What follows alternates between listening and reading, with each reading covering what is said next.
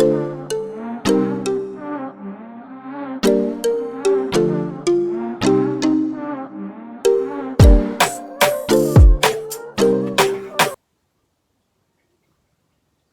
guys. Hi. Welcome back to the SASSY Jam YouTube channel. We are on our second blog post today, and today we're going to talk about producing a web series.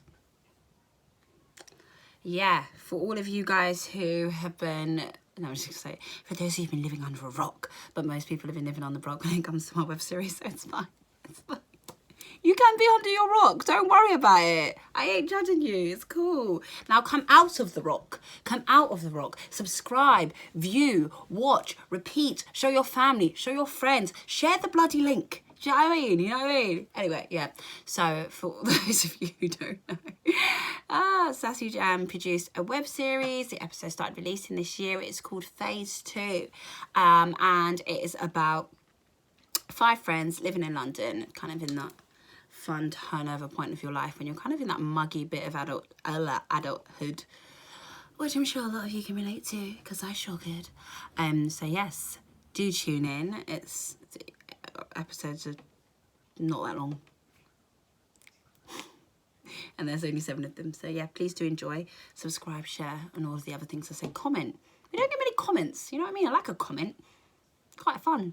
Anyway, so yes, we produced a web series last year, and this video is about it's about producing a web series. So when it comes to producing web series, there's lots and lots of things to do. You've got to think about casting, editorial, locations, scheduling. I was going to say budget, but we didn't really have one of those. Yeah, there's a lot to sort out. I can't even, oh yeah, editing, you know, uploading, just a lot. There's just constant stuff to do. I'm not gonna lie. And obviously, like, we're used to producing content. That's what we do for our living. That's what we do just up and down, like, in our lives. We love it. However, this was very tricky.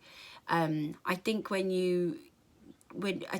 we've watched a lot of web series. We know how they go. Yeah, I think when you think web series, I think Issa Rae, I think Roll Safe, I think like other people, like I think Giants, I think lots of like great web series that have gone on to be even greater. And that's what I thought would happen to us very quickly. So still pending, don't worry. But obviously, I didn't think of all the other stuff that we've got to do with that. I think because what can happen is when you do a web series like we wanted to do, we wanted to kind of have each episode be standalone. So if you watch episode 5 by accident, you are not like, oh my god, this makes no sense. Like, and each episode to have its own kind of creative style. For example, episode 4 of the web series is all written in text message. So it is very like, every episode has its own little style. One episode is quite quick, one episode is quite long, one episode is quite like focused in one space, one episode is like darting around quite a bit. So that was intentional. We kind of wanted everyone to have a different feel. We wanted to kind of show how far our creativity can go and kind of see how much we can do on our minuscule budget and such. So we're going to go for the first thing I said, casting. Casting was, we kind of had our experience from casting from doing the play. So we knew that if we were going to sit in a room and have people cast, that is probably not the best, and people come and meet us, probably not the best way to go about it. I think like people might chicken out, they might not have their script ready, they might not have money to get on the bus, whatever it is, they don't come in it, they don't rock up. And it's annoying. And you don't want to be in that situation where you've paid for a location and you're sitting there and then those people don't turn up. So we actually did video auditions, and some people we reached out to and some people reached out to us on various platforms, all of the big casting things that you can do. But it was a massive casting call and it was really, really fun to do. I looked through so many videos. like you. And I think when you've written characters and written their stories and written like everything about them, you kind of have a vision of what you want them to look like. And you'd be like, oh my god, that picture looks just like them. Then they send you a video like, catfish. That is not dough. You liar. And then when you meet them in person, it's like, oh no, you really catfished. I'm joking, sorry. But yeah, so there was like different layers to that, but how we did it is we did video auditions, and then we kind of make a decision, but then we'd meet them in person as well, because you kind of have to vibe well with the person, because at the end of the day they have to take direction from you, they have to get to know you, you have to get to know them. So you can't just have anyone, you just can't. It just works better if you actually get on, just so you hate them a bit less when you've done weeks and weeks and weeks and weeks and weeks and weeks and weeks and weeks of working together, and no one's getting paid. So so really it was a tricky one, but we got our cast. We had a few hiccups with like people dropping out and people coming in, but it is what it is. They came, we conquered, we did the ting. Our next sort of difficult situation was locations. Ugh. Like, we didn't write it with bare locations. Like, real life, you in one day, like, you can go in several different rooms. You can just do a lot. But we didn't have the facility to do that. We couldn't facilitate everything. And like some stuff you can just rewrite, some stuff but it's like, yeah, but we don't want to. We want it to be authentic. We want it to be good. We want it to make sense. Like, we wanted all of that. So it was really difficult sometimes. But one thing I will say is when it comes to especially things like locations, and if you want to do TV production, or you want to like produce your own content and you want to make things, or you want to do, you want to put an art show, I don't know. Pride is something you need to suck up, because you have to ask people for favours. You know, you have to ask your friend if you can use the house on a Saturday morning when you know she'd usually be sleeping till 12. And you're like, we'll be here at 9. You have to ask your colleague who's going on holiday if you can feed their cat so you can film in their house. And that's a lot, because you might not know that person really well. That person could be an ally to you at work, and you're going to fuck up your relationship because you're filming in their house and it's just a bit awkward, blah, blah, blah.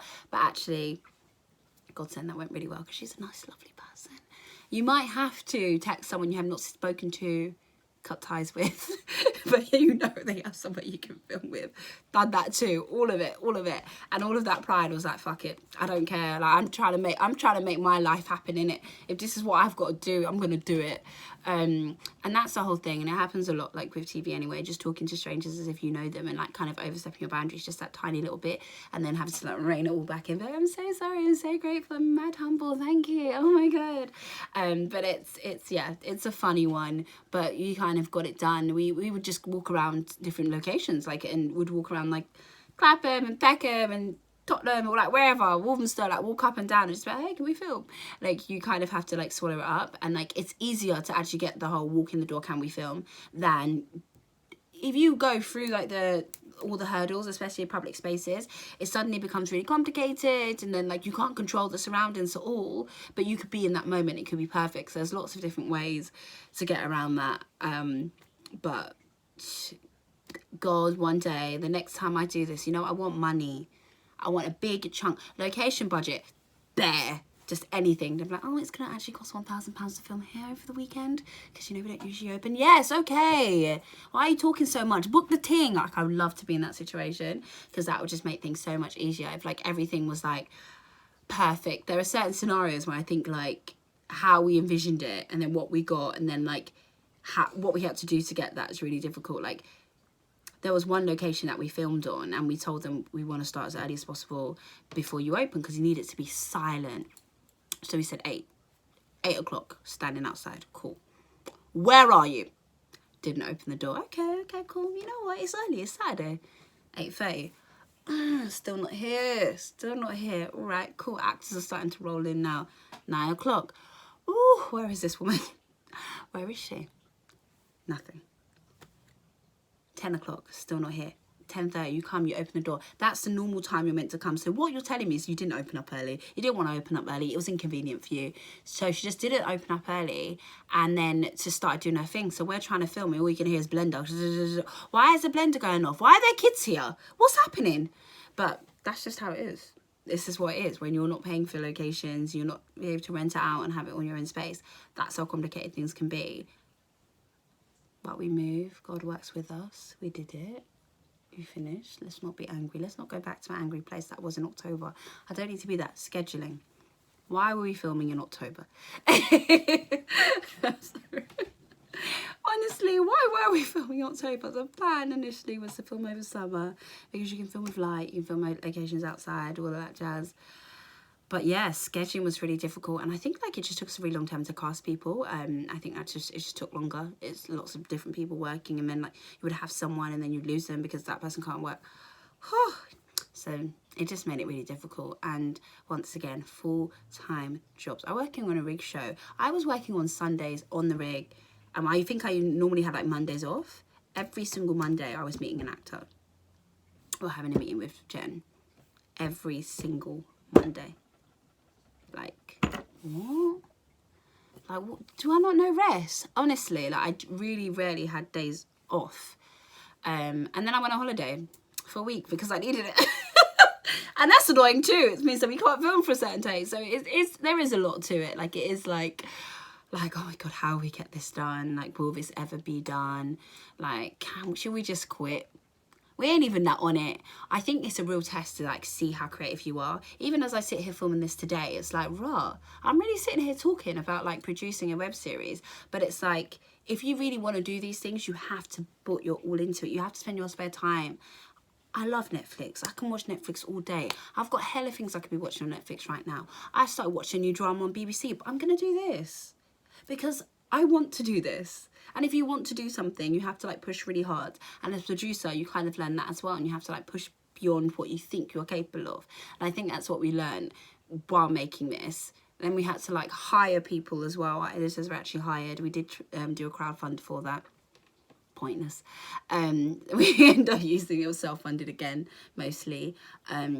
We did like a crowdfunder to try and get an editor just because so many things weren't perfect when we were filming. We thought, oh, if we spent like a bit of dough on like a good art, it'll be good. But then didn't quite get all of that, but it is what it is. But it is really hard. I think if you're going to produce a web series, I think working with two people is easier for like your interpersonal thing, but I would maybe do it when you're 20 in uni.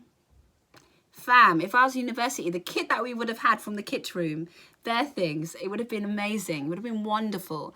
Or like even encourage students and like try and meet people like that and just like make it a group project.